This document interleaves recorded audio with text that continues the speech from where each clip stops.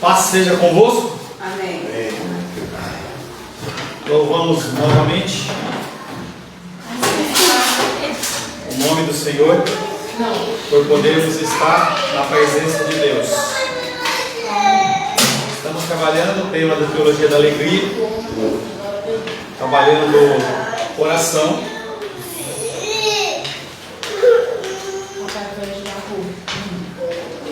Falamos que o amor é fruto do Espírito, o Espírito é dado em resposta à oração. O amor é um produto da fé, a fé é mantida pela oração. O amor está ancorado na esperança e a esperança é mantida pela oração. Também o amor é guiado e inspirado pelo conhecimento da palavra. Filipenses 1:9. Nós lemos já? Não. 1:9 não. Filipenses 1:9.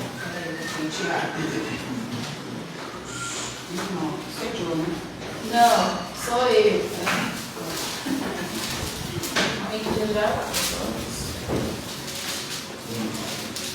Filipenses 1:9. Calma.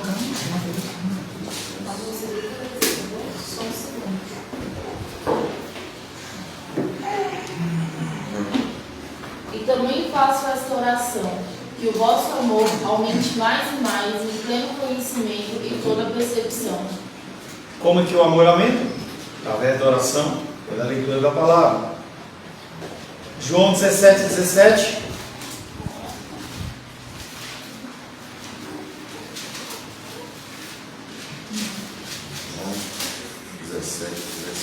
Sou eu.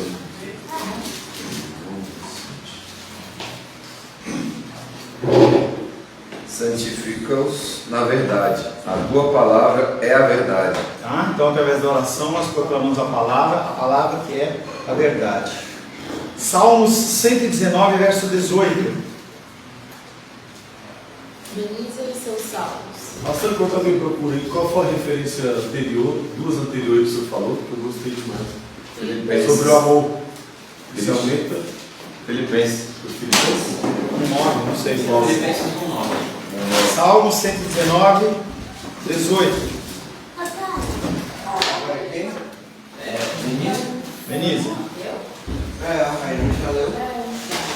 Desvenda os meus olhos para que eu contemple as maravilhas da tua lei.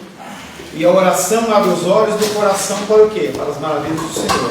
A oração é aquela que você, diante da palavra, você proclama a palavra. E você, ao declarar a palavra, você vê a ação de Deus, as maravilhas do Senhor. Se o amor é o caminho da alegria completa, então oremos pelo poder de amar, para que a nossa alegria seja completa. Alegria final do povo de Deus. Qual será a alegria final do povo de Deus? Não será o dia em que a glória encher a terra como as águas cobrem o mar? João capítulo 11, verso 52. Moisés? Já leu? Agora é a Larissa. Ou Gabriel? Oi. João 11, 52.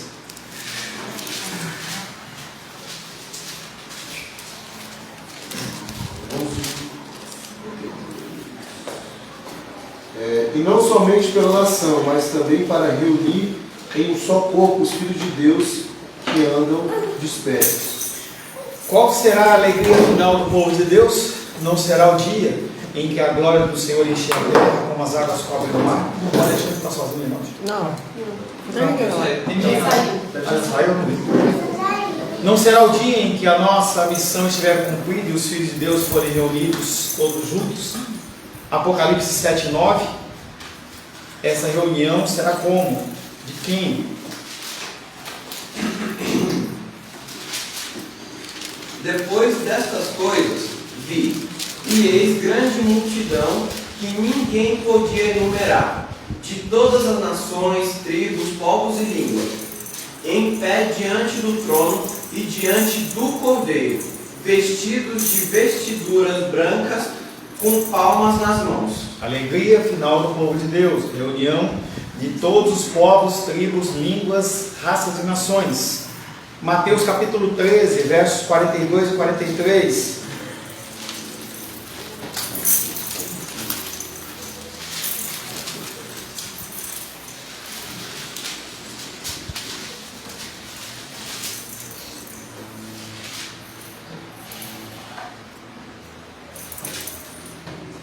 Diene, não sei. E os lançarão na fornalha acesa.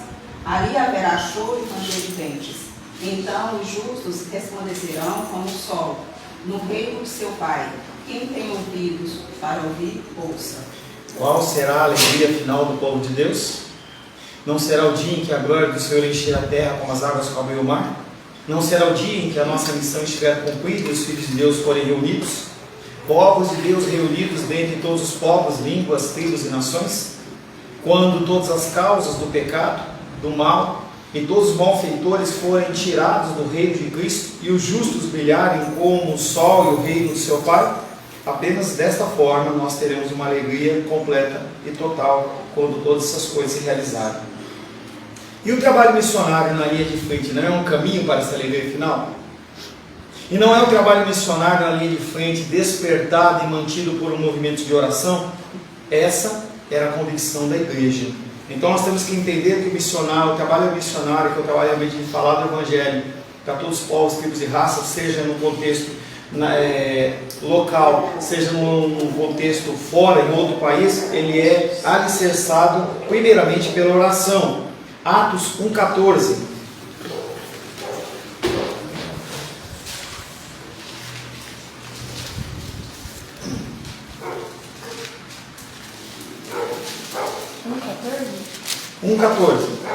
Todos estes perseveravam unânimes em oração, com as mulheres, com Maria, mãe de Jesus, e com os irmãos dele. 6,4.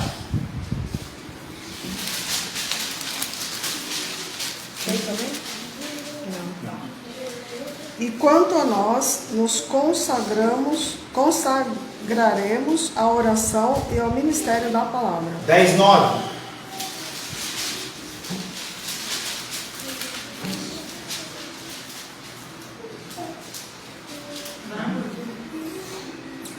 No dia seguinte, indo eles de caminho e estando já perto da cidade, subindo Pedro ao eirado, por volta da hora sexta, a fim de orar. Só oração, hein? 12,5.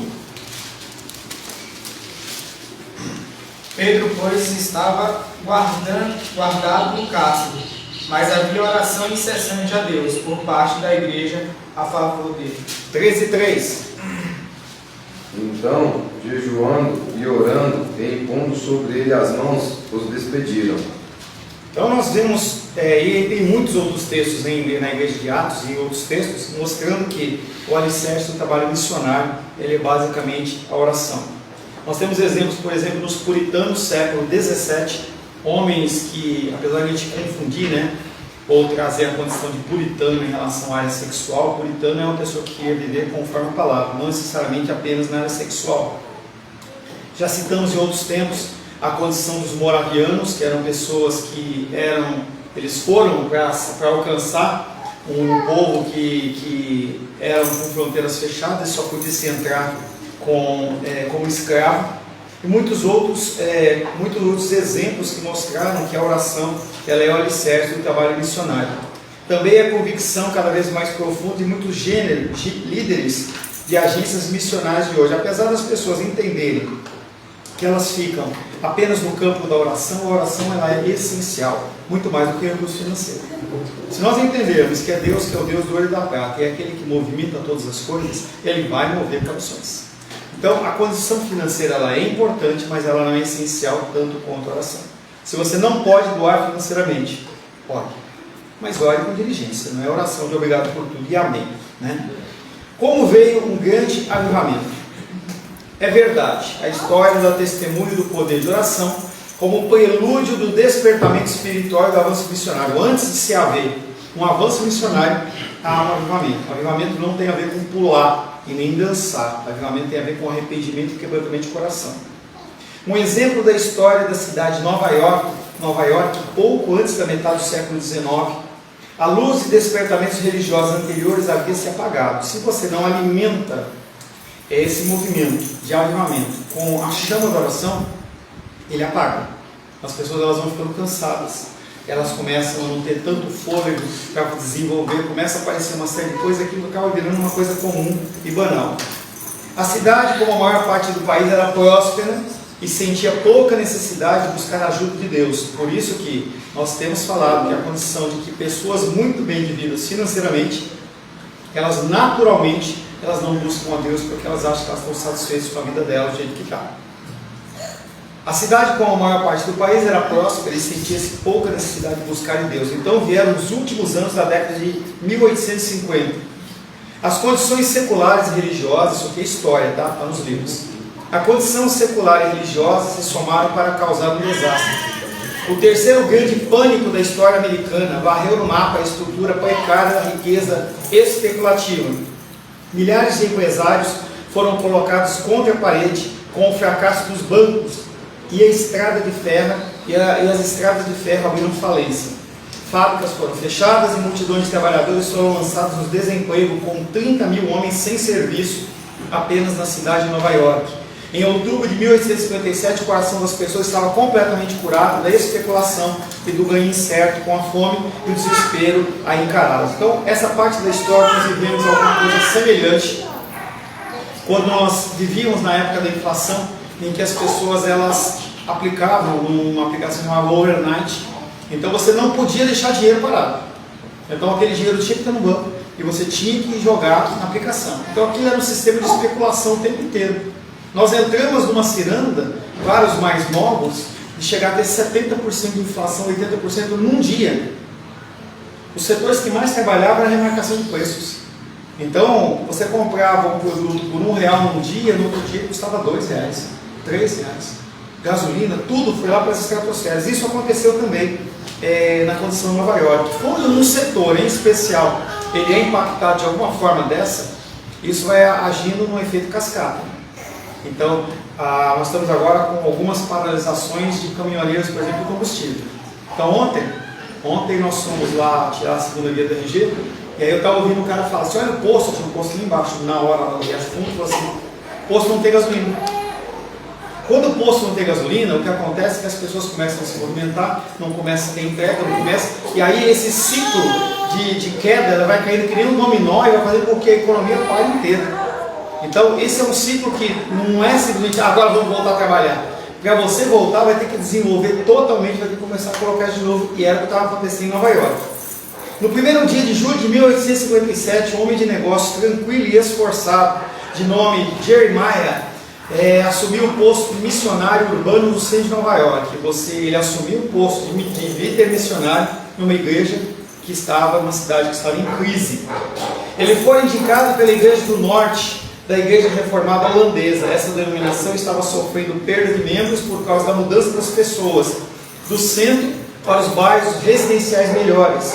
E o novo missionário urbano ocupou-se com visitas diligentes na vizinhança imediata, objetivando conquistar frequentadores para os cultos entre a população flutuante da Cidade Baixa. Com a dificuldade financeira, as pessoas que viviam numa condição melhor, elas começaram a ir para a periferia. E aí aquela igreja ela começou a se esvaziar. A direção da igreja sentiu que tinha indicado o leigo ideal para a tarefa, e era mesmo.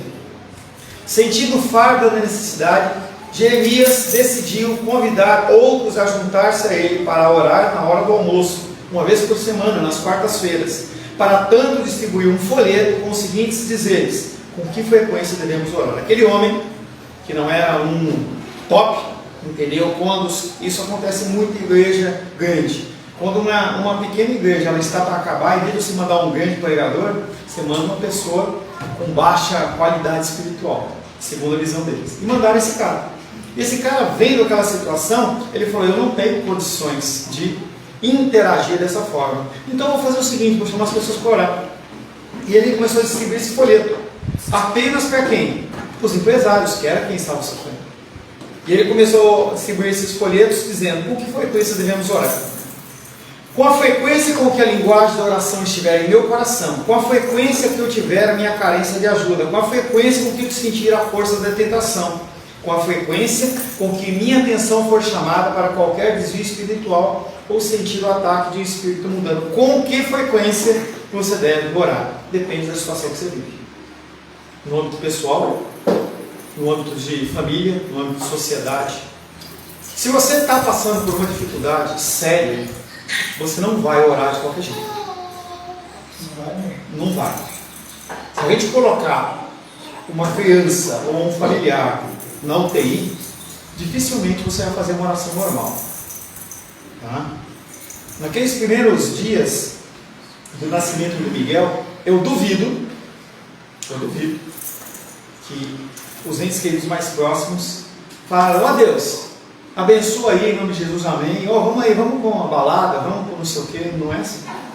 Eu vi que o Gabriel continuou trabalhando, mas eu duvido que o coração dele não estava pesaroso em relação à situação do filho. Então, com que frequência nós devemos orar? Depende. Qual que é a sua luta? Qual é a sua dificuldade? Ela é emergencial? Ela não é emergencial? Na oração deixamos a ocupação do tempo, nós vamos continuar essa história, tá? Na oração deixamos a ocupação do tempo pela da eternidade, relacionamento com as pessoas, pelo relacionamento com Deus. Pessoas deixam de ser importantes para você se relacionar com Deus. Pessoas no sentido de relacionamento social. Aquele filme do Netflix, ou aquele tempo do cinema, ou aquela partida de futebol, ou qualquer outra coisa que seja, deixa de ser tão importante. Você tem que se relacionar com Deus. Você vai buscar aquele que pode te ajudar, aquele que pode resolver o seu problema. Uma reunião de oração diurna será realizada toda quarta-feira das 12 às 13 horas, estava no panfleto dele, no escritório da denominação, nos fundos da igreja holandesa do norte. Aquele homem, ele entendeu que a resolução do problema era oração. E ele marcou um horário específico, do meio-dia a 1 hora da tarde, horário de almoço, para as pessoas poderem orar junto. Essa reunião tem o propósito de dar aos comerciantes, mecânicos, escriturários, viajantes, negociantes em geral, uma oportunidade para parar e invocar a Deus em meio à perplexidade inerente à sua respectiva vocação, dependendo da sua dificuldade. Então, eu estava chamando em especial pessoas no comércio, para que aquelas pessoas, ele entendia que se aquelas pessoas começassem a se levantar, os empregos iriam aparecer. Se os empregos aparecessem, a provisão financeira das pessoas iria acontecer. Então ele chama as pessoas que iriam movimentar. Durante 1 hora, mas também se destina...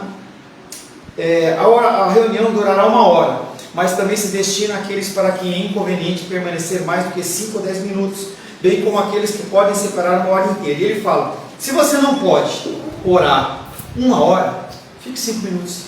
Foi exatamente o que eu falei na semana passada. Você pode participar da reunião de oração 5 minutos? Participe. 10 minutos? Participe. Você não dá tempo de orar? Fale um amém. Eu não quero orar? Participe no sentido de concordância. Como programado ao meio-dia do 23 de setembro de 1857, a porta se abriu e o fiel Jeremias ocupou o seu lugar para esperar a resposta ao seu convite. E ele sentou na igreja, lá no espaço, esperando as pessoas virem. Passaram 5 minutos, ninguém apareceu. O missionário andou pela sala em meio ao conflito entre medo e fé. 10 minutos passaram, ainda ninguém. 15 minutos e ele estava sozinho. 20, 25, 30. Então, 12:30, ouviram-se passos na escada e a primeira pessoa apareceu. Depois outro, e outro, mais outro. Até que 6 pessoas se fizeram presentes na primeira reunião de oração. Na quarta seguinte, 40 intercessores se levantaram. Por isso, na primeira semana de outubro de 1857, decidiu-se realizar a reunião todos os dias e não apenas uma vez por semana. No espaço de 6 meses, 10.000 homens de negócios estavam se reunindo diariamente em Nova York para orar. E dentro de 2 anos, 1 milhão de convertidos foi acrescentado às igrejas americanas. Sem dúvida alguma, o maior avivamento da história de Nova York. Estava varrendo a cidade. E foi aí de tal ordem que deixou todo o país curioso. Não houve fanatismo, não teve pula-pula, não teve gritaria. Nada de histeria, simplesmente um incrível mover das pessoas à oração. E a alegria de Jeremias foi muito grande. Pedi e recebereis para que a vossa alegria seja completa. Então o que esse homem, essa história desse homem está dizendo, é o grau de dedicação que nós temos em relação às coisas do Senhor, em relação às dificuldades. Então nós temos visto, por exemplo, a nossa irmã Lourdes já tem alguns domingos que não vem. Não sei, inclusive, se ela está assistindo ou não. Mas quanto nós temos reunido em oração para que ela possa restaurar. Será que tem havido reunião de oração? Será que as pessoas têm se dedicado ou simplesmente nós nos dedicamos às nossas necessidades? Fazendo um resumo de tudo isso que nós falamos em relação à oração. A Bíblia ensina claramente que o alvo de tudo o que fazemos deve ser glorificar a Deus. Então, entenda que todas as suas ações, elas têm que ser glorificar a Deus. Trabalho, matrimônio, relacionamentos interpessoais, sociedade, votar, tudo tem que ser feito para a glória de Deus. Mas ela também ensina que em tudo que fazemos devemos buscar também a plenitude da nossa alegria. Então, nós trabalhamos nesse tema de oração o contexto de glorificação a Deus em todas as coisas, e a partir dessa glorificação nós sermos felizes. A nossa felicidade, ela vem a partir da glória do Senhor, não a partir da minha satisfação. É aquilo que a gente estava falando. Se a sua oração é uma oração que tem como único foco você, não é uma oração que glorifica a Deus, porque mostra sim a dependência, mas também o egoísmo. É uma condição mesquinha da sua parte, de você achar que é apenas para você as coisas de Deus. Alguns teólogos têm tentado afastar essas duas coisas, glória de Deus e alegria e satisfação humana. A Bíblia, porém, não nos força a escolher entre a glória de Deus e a nossa alegria. Se nós temos estudado e meditado, ver que uma coisa anda junto com a outra. Quando você recebe aquilo que você pediu de Deus, sendo o foco a glória dele, sendo a glória dele, o que acontece é nós ficamos felizes. Quão felizes estaríamos, por exemplo, hoje à noite, se a Lourdinha falasse, poxa, eu me senti melhor, 6 horas, a gente fica feliz. Ou alguma situação de qualquer sorte que seja, em que nós vemos que a nossa oração teve algum tipo de influência. O que vimos nesse capítulo é que a oração, talvez com mais clareza que qualquer outra coisa, preserva a unidade dessas duas buscas. A busca da glória de Deus e a busca da nossa alegria. A oração busca alegria na comunhão com Jesus e no poder de compartilhar a sua vida com os outros, porque sem a oração nós não conseguimos compartilhar as coisas com os outros. Nós somos levados a viver a nossa vida focados apenas em nós. A sociedade fala isso. A sociedade mostra que nós temos que primeiro ser nós. A sociedade como um todo, ela propaga isso, e você ouve isso 24 horas por dia, em qualquer situação. Viva para você. Se você não estiver salvo, como você vai salvar? Se você estiver lá no avião e você cair as máscarazinhas de respiração, primeiro você coloca em você. E realmente tem. Se você apagar, você não ajuda ninguém. Mas o foco tem que ser colocar máscara para você respirar, para você poder ajudar o outro. E não apenas para você respirar. A oração busca a glória de Deus, tratando-o como reservatório inextinguível de esperança e ajuda. Por mais que você ore, por mais que você peça, Deus ele sempre vai ter mais do que você está pedindo. A palavra de Deus diz que nem olhos viram, nem ouvidos ouviram que Deus tem preparado para você, para nós. E nós temos que entender que as coisas que Deus tem para nos dar, elas são superiores ao que nós podemos conseguir aqui na terra. Na oração admitimos nossa pobreza e a prosperidade de Deus, nossa falência e a sua abundância, a nossa miséria e a sua misericórdia. Você só vai receber o auxílio do governo se você for até lá e disser, eu não tenho condições.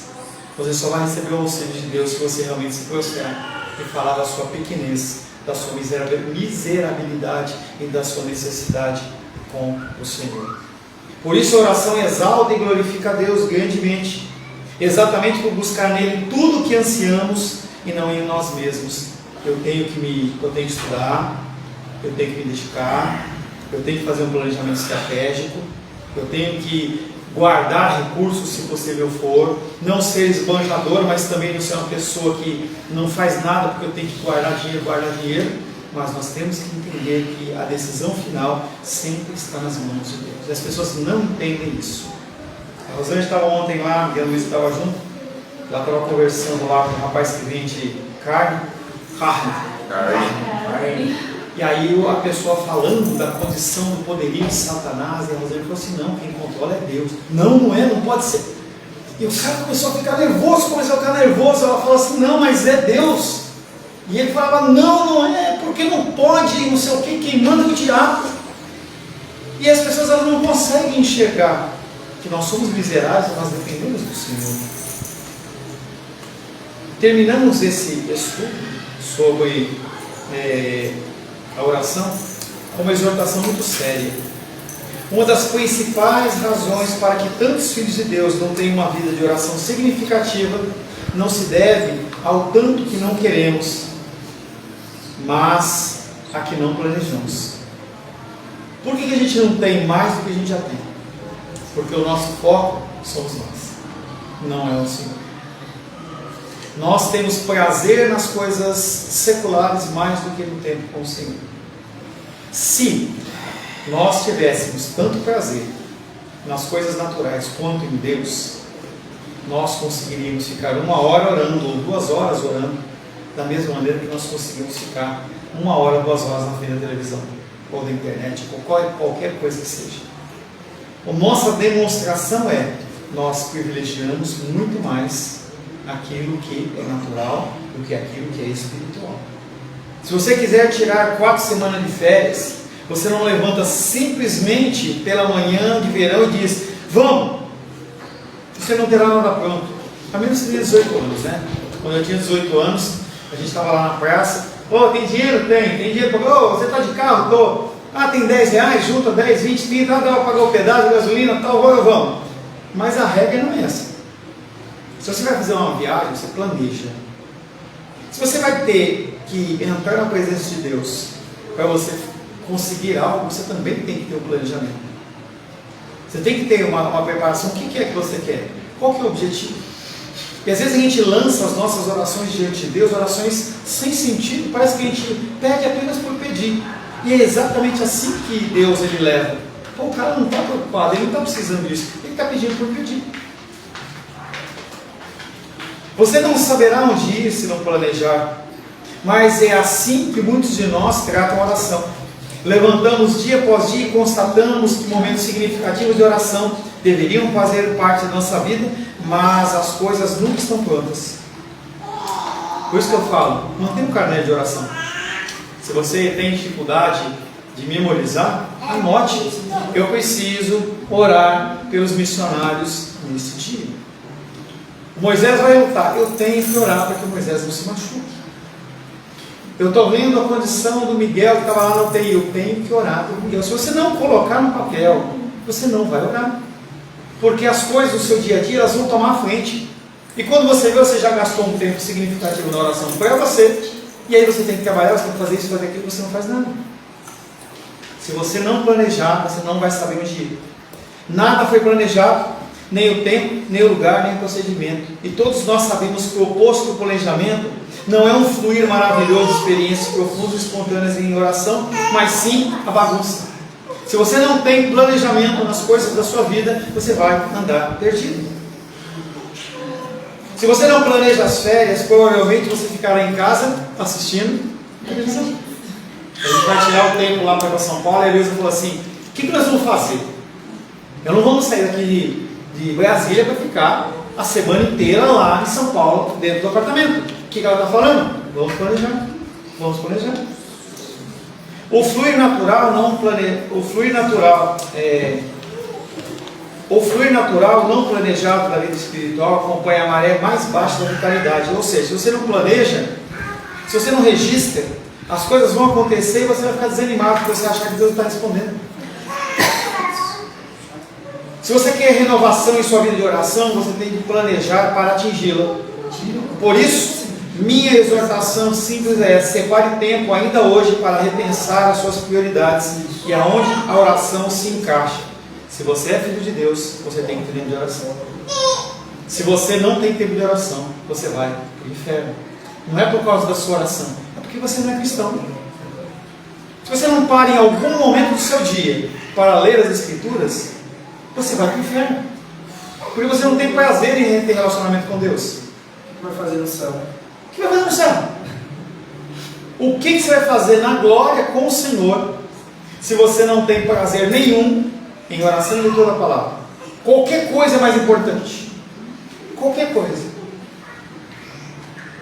Tome alguma decisão nova. Tente uma nova aventura com Deus. Você tem vivido a sua vida desse jeito aí. Tá bom para você? Se tá bom, continua. Se não tá bom, muda. É o que eu sempre proponho para as pessoas em aconselhamento. Você tem tentado viver desse jeito a vida inteira. Tem dado certo? Não. Muda. Experimenta. Faz um propósito. 15 dias, que nem Daniel. 10 dias. 10 dias eu vou comer só legumes. Experimenta.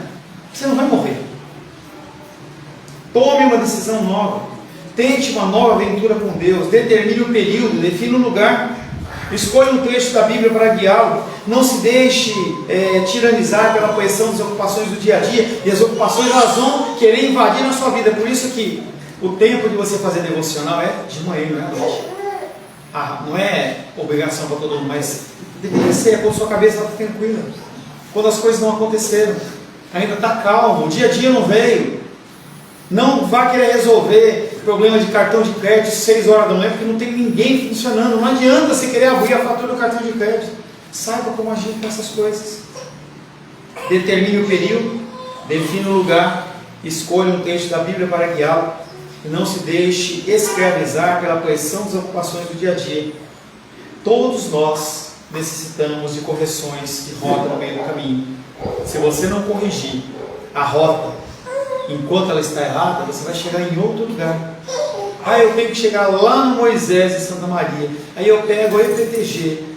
Cara, eu posso até chegar lá, mas eu vou demorar muito mais tempo. Tem que haver um planejamento, uma rota a ser definida. E se eu ver que eu estou errado, eu tenho que corrigir. Faça desse dia, o dia de hoje, um vetor da oração. Por 2 motivos. Para a glória de Deus e para que você seja feliz. Se Deus assim permitir, na semana que vem, nós vamos tratar sobre o tema dinheiro, a moeda do prazer cristão. Eu não vou falar de dízimo não. Dinheiro, a moeda do prazer cristão. Senhor, em nome de Jesus, agradecemos por mais esse tema que nós fechamos. Agradecemos porque sabemos que o Senhor está presente em todas as coisas, Pai. Queremos louvar o Teu nome pela instrução, pedir que o Senhor possa gerar em nosso coração, Pai querido, o prazer através da dedicação à oração. Oramos em nome de Jesus. Amém. Graças ao nosso bom, querido e amado